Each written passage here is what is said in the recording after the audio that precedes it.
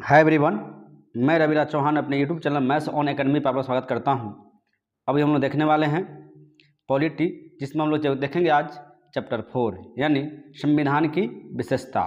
यानी इस क्वेश्चन में हम लोग इसका MCQ के माध्यम से इस चैप्टर को देखेंगे, जो सभी एग्जाम के लिए बहुत ज़्यादा ही इम्पोर्टेंस होने वाला है।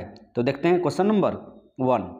देखिए, क्वेश्चन नंबर 1 कहता है कि विश्व का सबसे बड़ा लिखित एवं सर्वाधिक व्यापक संविधान किस देश का है? Option A Britain, B Bharat, C Canada, D दक्षिण अफ्रीका। यानी क्वेश्चन कह रहा है कि विश्व का सबसे बड़ा लिखित एवं सर्वाधिक व्यापक संविधान किस देश का है? इसका आंसर हो जाएगा आपको भारत। नेक्स्ट क्वेश्चन नंबर हो जाएगा आपको क्वेश्चन नंबर 2। क्वेश्चन नंबर 2 कहता है कि भारतीय संविधान कैसा है? ऑप्शन ए कठोर, बी लचीला, सी न ही कठोर न ही लचीला, डी अंशतः कठोर एवं अंशतः लचीला। तो देखिए, इस क्वेश्चन के आंसर की बात किया जाए तो हो जाएगा कि भारतीय संविधान कैसा है, तो वो है अंशतः कठोर एवं अंशतः लचीला, यानी ऑप्शन नंबर डी इस क्वेश्चन का आंसर हुआ। अब हम देखते हैं क्वेश्चन नंबर 3। क्वेश्चन नंबर 3 में कहता है कि भारत का संविधान किस प्रकार का है? ऑप्शन ए नमय, बी अन्नमय, सी नमय एवं अन्नमय, डी इनमें से कोई नहीं। तो देखिए, भारत का संविधान किस प्रकार का है, तो वो है नमय एवं अन्नमय, यानी ऑप्शन नंबर सी इस क्वेश्चन का आंसर हुआ। अब हम देखते हैं next question number 4। Question number 4 में कहता है कि भारत के संविधान में भारत को माना गया है। ऑप्शन ए एक अर्धसंघ, बी स्वतंत्र राज्यों का एक संघ, सी राज्यों का एक यूनियन, डी इनमें से कोई नहीं। तो देखिए, भारत के संविधान भारत को माना गया है राज्यों का एक यूनियन, यानी ऑप्शन नंबर सी। अब हम देखते हैं next question number 5। Question number 5 कहता है कि भारत एक धर्मनिरपेक्ष देश है, इसका तात्पर्य है। ऑप्शन ए सभी नागरिक कानून के सामने समान हैं, बी उसका राज्य स्तर पर कोई धर्म नहीं है, सी सभी वयस्कों को चुनाव में मत देने का अधिकार है, डी सभी नागरिकों को भाषण देने की स्वतंत्रता है। यानी भारत एक धर्मनिरपेक्ष देश है, इसका अर्थ क्या हुआ? तो इसका अर्थ होता है कि उसका राज्य स्तर पर कोई धर्म नहीं है, उसी को हम लोग क्या कहते हैं? धर्मनिरपेक्ष कहते हैं, यानी ऑप्शन नंबर बी। अब हम देखते हैं नेक्स्ट क्वेश्चन नंबर हो जाएगा आपको 6 नंबर। निम्नलिखित कथनों में से कौन सही है? ऑप्शन ए भारतीय संविधान अध्यक्षात्मक है, बी भारत एक नाम मात्र का राजतंत्र है, सी भारत एक कुलीन तंत्र है, डी भारत एक संसदात्मक प्रजातंत्र है। तो देखिए, इसमें करें कि निम्नलिखित में से कौन सा सही है? इस क्वेश्चन का आंसर है आपको ऑप्शन नंबर डी, यानी भारत एक संसदात्मक प्रजातंत्र है। Next question number 7। भारतीय संविधान के संबंध में कौन सा कथन सही है? यह एक मौलिक संविधान है, बी यह दूसरे देशों के संविधान से प्रभावित है, सी यह दूसरे देशों के संविधान की बिल्कुल नकल है, डी उपरोक्त सभी कथन गलत है। तो देखिए, भारतीय संविधान के संबंध में कौन सा कथन सही है, ये पूछा जा रहा है जी। तो इसका आंसर हो जाएगा ऑप्शन नंबर बी, यानी यह दूसरे देशों के संविधान से प्रभावित है। और हम देखते हैं next question number 8। Question number 8 में कहता है कि निम्नलिखित में से कौन सा कथन सही है? ऑप्शन ए भारत का संविधान भारत में संसदीय पद्धति की सरकार की व्यवस्था करता है। ऑप्शन बी कह रहा है कि भारतीय संविधान द्वारा स्वतंत्र न्यायपालिका की स्थापना की गई है, सी भारतीय संविधान भारत में विधि के सामने की व्यवस्था करता है, डी उपरोक्त सभी। तो आपको बताना है कि निम्नलिखित में से कौन सा सही है। तो इसका आंसर हो जाएगा ऑप्शन नंबर डी, यानी उपयुक्त सही, यानी सब के सब क्या है? सही हो जाएगा। और देखते हैं next question number 9। Question number 9 में कहता है कि निम्नलिखित में से कौन सा कथन सही नहीं है? ऑप्शन ए भारतीय संविधान निर्मित, लिखित और सर्वाधिक व्यापक है।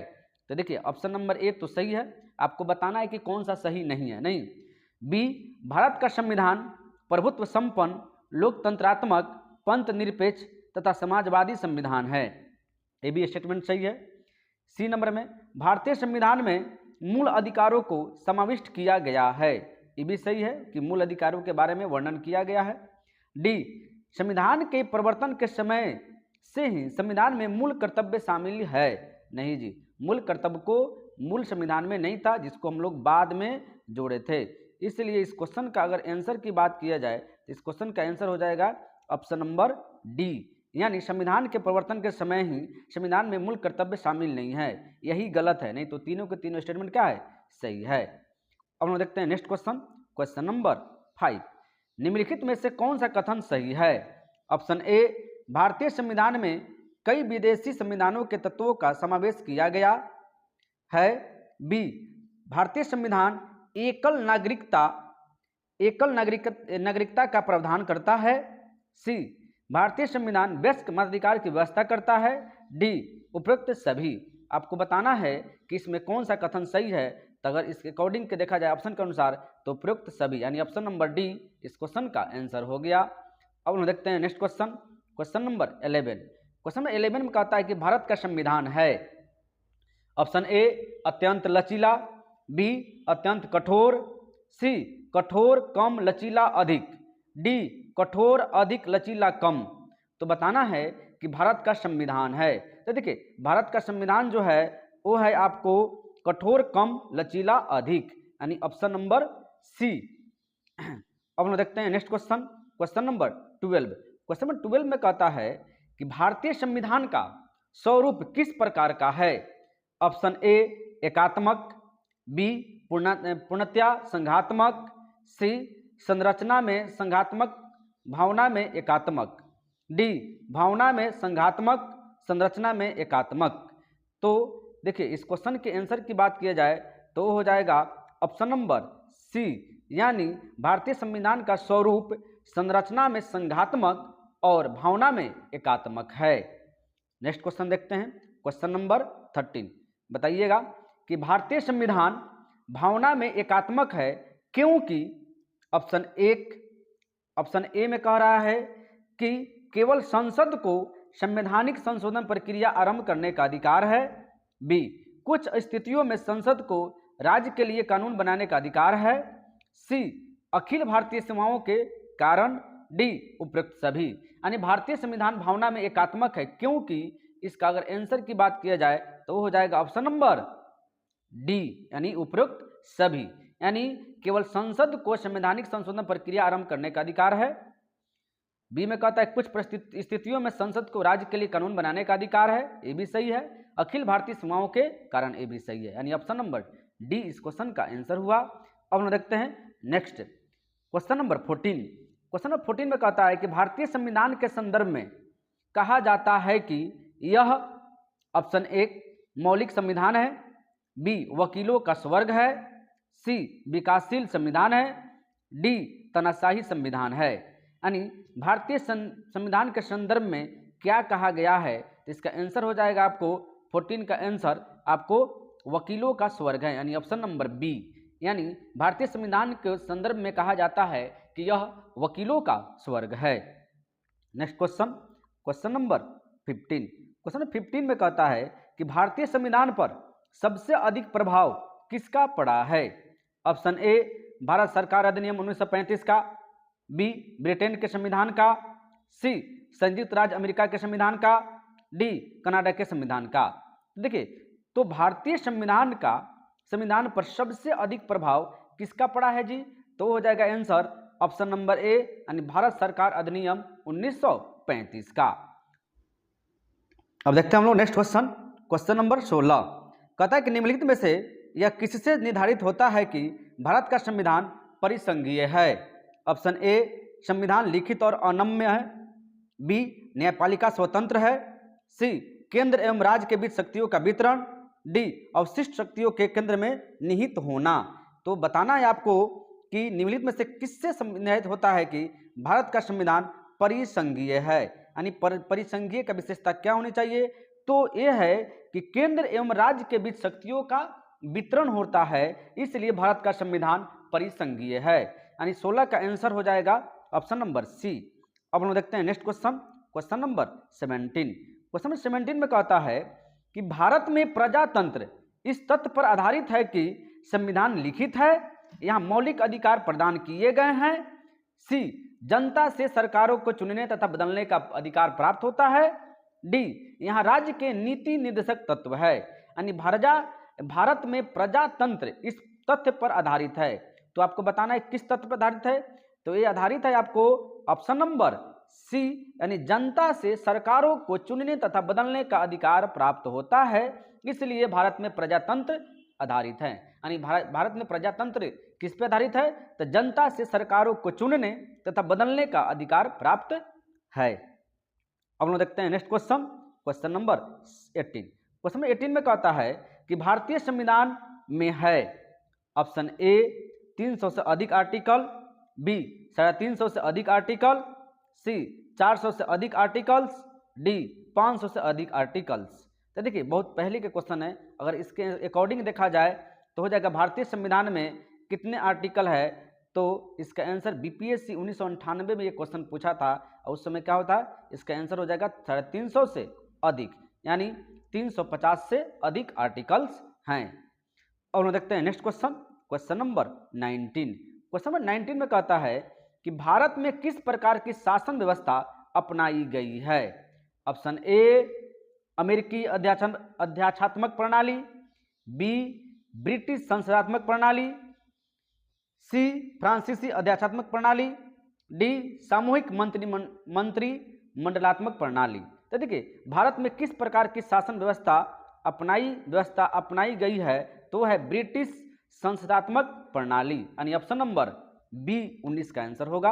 अब हम देखते हैं नेक्स्ट क्वेश्चन, क्वेश्चन नंबर 20।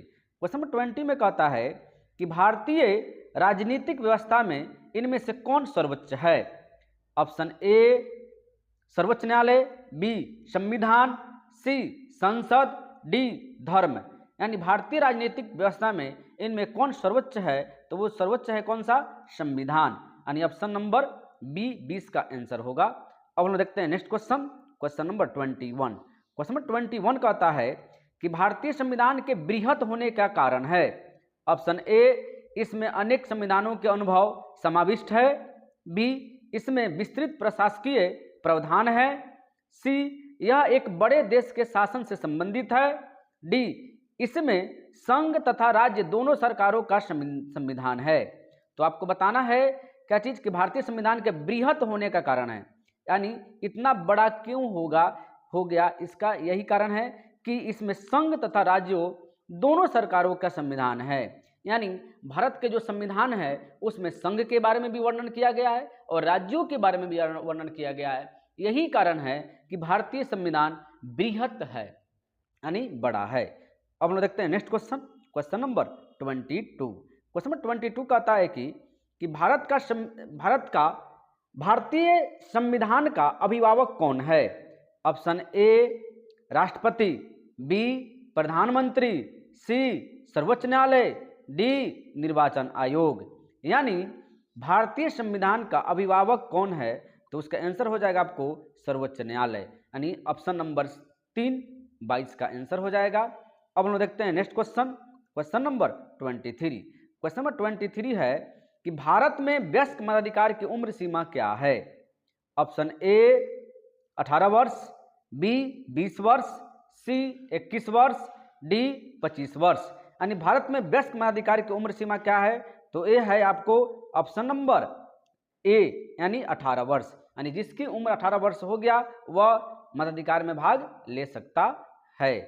अब हम देखते हैं next question, question number 24। Question number 24 कहता है कि भारतीय संघीय व्यवस्था की एक विशेषता है। ऑप्शन ए दोहरी नागरिकता, बी संविधान की सर्वोच्चता, सी केंद्र में संपूर्ण शक्ति, डी शक्तियों का एकीकरण। तो देखिए भारतीय संघीय व्यवस्था की एक विशेषता है, तो वो है क्या चीज, तो हो जाएगा 24 का बी, यानी संविधान की सर्वोच्चता। यानी देखिएगा कि भारतीय संघीय व्यवस्था का एक विशेषता है संविधान की सर्वोच्चता। और हम देखते हैं next question, question number 25। Question number 25 कहता है कि भारत के संविधान में संघीय शब्द की जगह किन शब्दों को स्थान दिया गया है? ऑप्शन की बात की जाए, ऑप्शन नंबर ए संघीय राज्य, बी संघों का राज्य, सी राज्यों का संघ, डी इकाइयों का संघ। यानी भारत के संविधान में संघीय शब्द की जगह किन शब्दों को स्थान दिया गया है, आपको बताना है। तो इसका आंसर हो जाएगा आपको राज्यों का संघ, यानी 25 का सी आंसर हो जाएगा। अब हम देखते हैं नेक्स्ट क्वेश्चन। क्वेश्चन नंबर हो जाएगा आपका 26। क्वेश्चन नंबर 26 कहता है कि भारतीय संविधान में कितनी सूचियां यानी लिस्ट है, कितनी सूचियां हैं यानी कितनी लिस्ट हैं। अनुसूची की बात नहीं की जा रही है जी, सूची की बात की जा रही है कि सूची कितनी है। ऑप्शन ए कह रहा है कि 1, बी 2, सी 3, डी 4। तो देखिए भारतीय संविधान में कितनी सूचियां हैं, तो हो जाएगा ऑप्शन नंबर सी, यानी ऑप्शन नंबर सी यानी 3। क्वेश्चन भारतीय संविधान में कितनी सूचियां हैं, तो है कितना 3, यानी ऑप्शन नंबर 3 इस क्वेश्चन का आंसर हो जाएगा। अब हम लोग देखते हैं नेक्स्ट क्वेश्चन।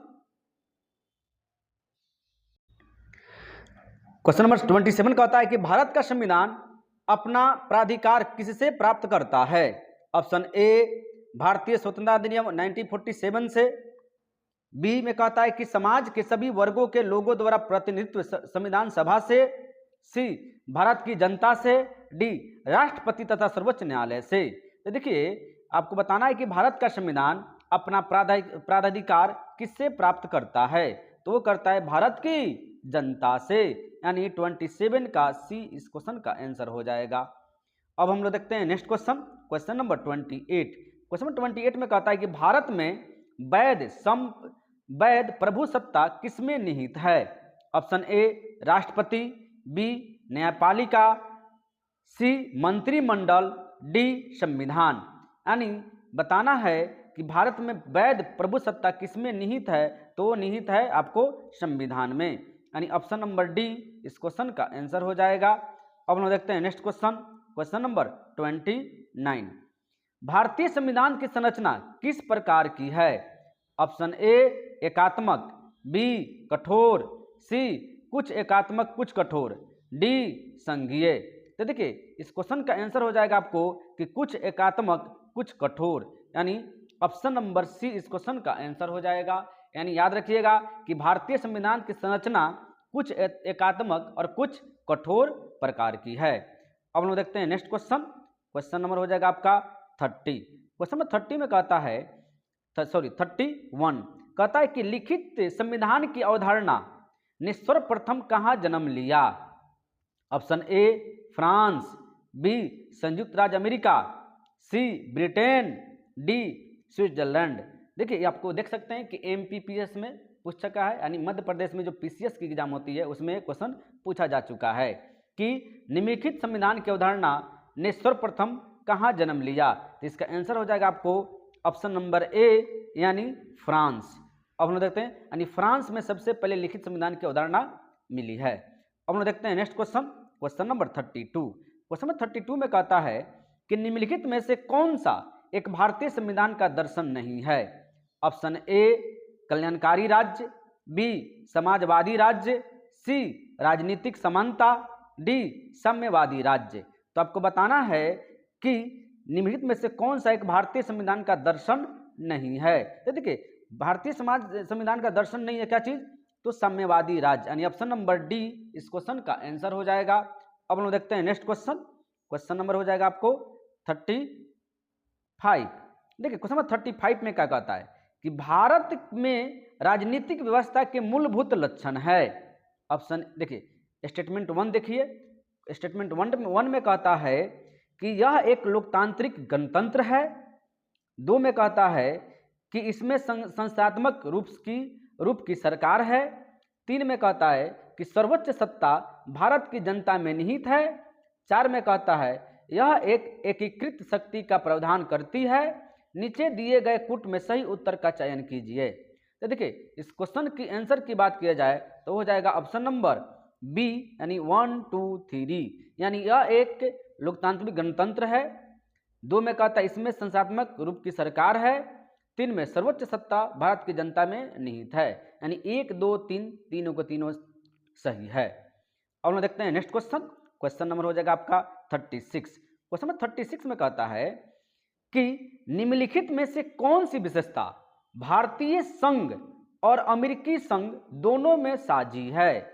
आपको बताना है कि निम्नलिखित में से कौन सी विशेषता भारतीय संघ और अमेरिकी संघ दोनों में साझी है। ऑप्शन की बात किया जाए तो ऑप्शन नंबर ए एकल नागरिकता, बी दोहरी नागरिकता, सी संविधान में 3 सूचियां, डी संविधान की व्याख्या के लिए संघीय उच्चतम न्यायालय।